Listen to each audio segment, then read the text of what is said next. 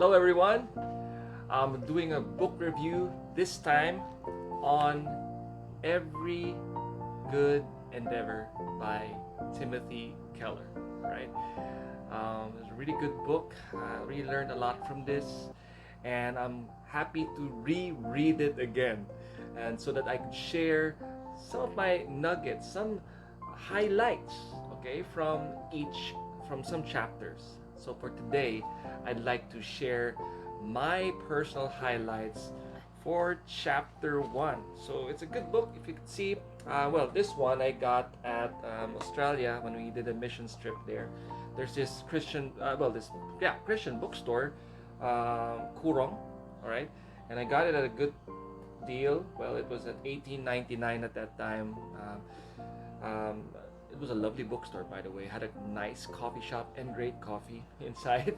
Um, so this is the version I got. There's, of course, it comes in a hardbound. For those looking for that, for a bigger copy, it does come in that size as well. So, okay, let me go on with the book review.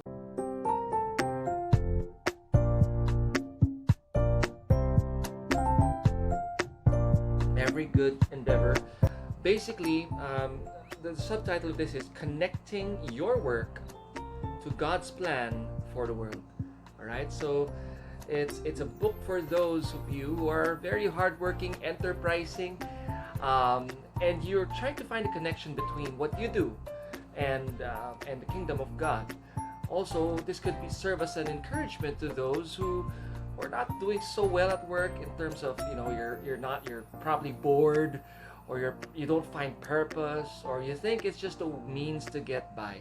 If that's you, well, this vlog is perfect for you. Give it a like, by the way, if you feel blessed by this, and of course subscribe as well, because we'll be coming up with more material in the coming days. I'll try to do my highlights for each chapter of this book.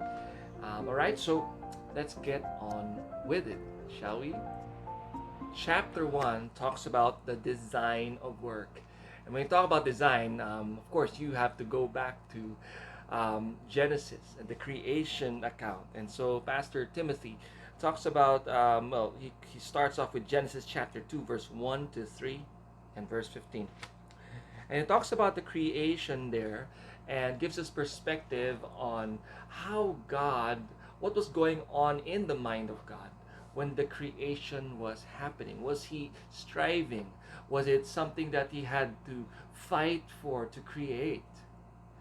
Now here's a quote that I'd like I'd like to read to all of you, and it goes like this: Creation then is not the aftermath of a battle, but the plan of a craftsman. God made the world not as a warrior digs a trench, but as an artist makes a masterpiece. I myself was an artist before I was in the music industry for 10 years. I was a songwriter, and whenever we write songs, we dig deep from our experiences, we dig deep from all that, and we do it with joy. Recounting those experiences while coming up with fresh ideas, or our creative ideas. It really was a joy to do it. In the same way, when God created the world, God enjoyed everything.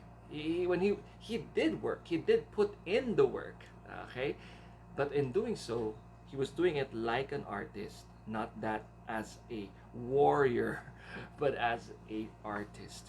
So maybe some of you are striving right now at work, striving to perform well and do your best. How about you try finding joy in the day-to-day tasks, finding beauty in it? Now, I know this is pretty much probably elusive for some of you. I mean, how do you find beauty in menial tasks? But how about giving it a try?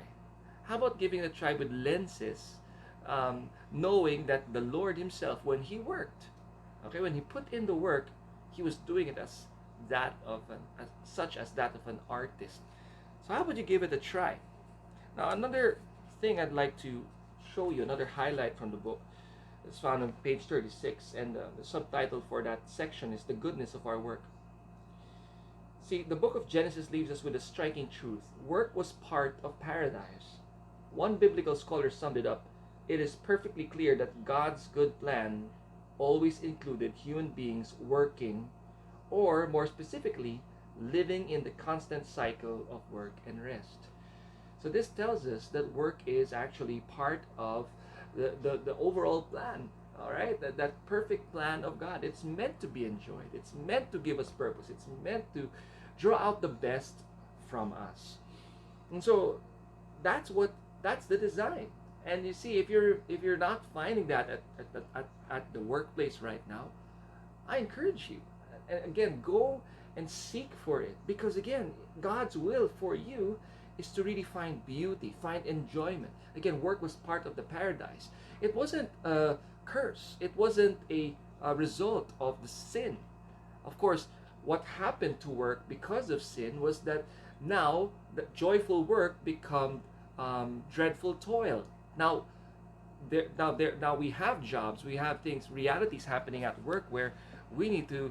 I mean, we fear the deadlines, and we have a difficult time really finding productivity and output, and we strive and we fight. Now, we need to know that the design was for us to actually enjoy labor, enjoy doing it, enjoy working. There is beauty. It was part of the paradise.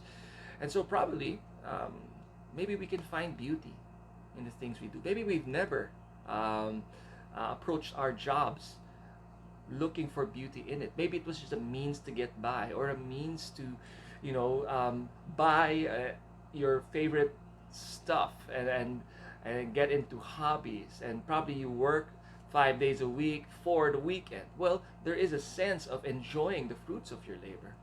But don't miss out. The labor itself can be enjoyed.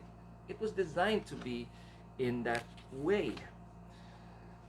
Now, let me highlight this as well. According to the Bible, we don't merely need the money from work to survive. We need work itself to survive and live fully human lives. So just like what I said earlier, work shouldn't just be a means to get by, or just a means for us to earn. See, point is, we need work itself to survive and live fully human lives, because we were created to work. Now, the book even tells of some people who, when they lose their jobs, they actually have a sense of loss in terms of purpose, right? It feels like there's a huge part of them is lost. And so you see those who have retired finding something to do, an avocation or something else, putting up a business or anything like that, because it is not in our design to just sit and just do nothing, or even if we have all the money in the world, to just sit and just purchase everything, and all that. We're designed to find meaning in work. He quotes Dorothy Sayers right here, and she says this, and quote, "What is the Christian understanding of work? It is that work is not primarily a thing one does to live, but the thing one lives to do." Probably you're thinking, I just want to quit the job, or I just want to do nothing. I wish I could just do nothing. I wish I could just spend my money. I wish I could just sit down and do nothing and just do all my hobbies and all that. Listen, you might be thinking about it now because of the pressure of the job, and probably you don't find beauty in the job at the moment. But this is way better than doing nothing, because really, work is a thing one lives to do, right? We are created, we are designed to do this. Some of you probably love your job. You probably have no problem doing the work. You love doing the work. However, probably it could be an idol to you. Now, the book, let me highlight what the book says about that. You will not have a meaningful life without work. That's true. But you cannot say that your work is the meaning of your life. All right? So this is the other extreme where we make work, the meaning of life. It's everything to us. It in a way, work gives us an identity, right? We get a job description, we get a role, and we fulfill that role. But it should not, okay? It should not make us who we are. It's not the totality of who we are, right? At the end of the day, we're children of God. At the end of the day, we're more than what our job role describes. And so, it there is meaning, all right? There's meaningful life. However, it is not the meaning of life. So as I wrap this up, as we close this, let me read this in summary. Last highlight here from chapter 1.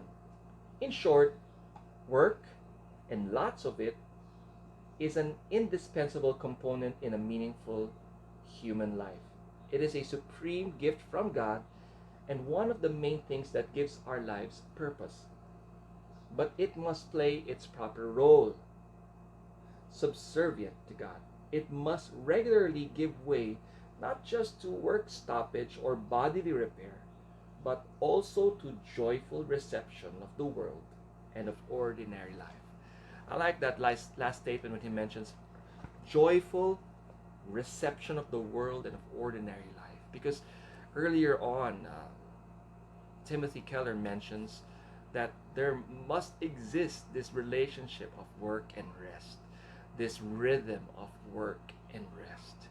And when he talks a little bit about rest in relation to work in a manner as rest should be a time when we enjoy what we've labored for, how we work. And isn't that what happened in the creation story? When God rested, it wasn't just to, just take a breather from the from being tired and working and creating the world. In fact, God wasn't tired. Like I mentioned, he did it. He found beauty in it.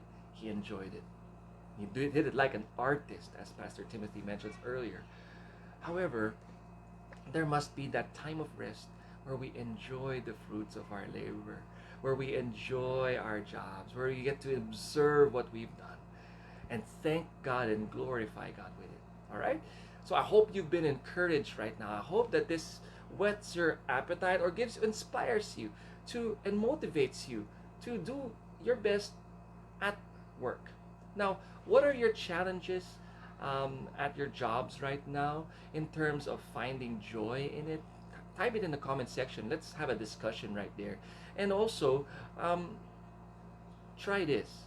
Find beauty in what you do. There is beauty in everything. Maybe you just haven't looked well enough. Find beauty in what you do, right? Work is a blessing. It's not a curse.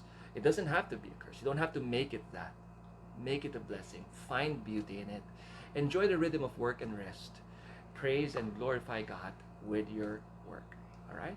Until next time, we'll see you for the next review. Again, subscribe and like if you found this helpful and if this has added value to you. See you.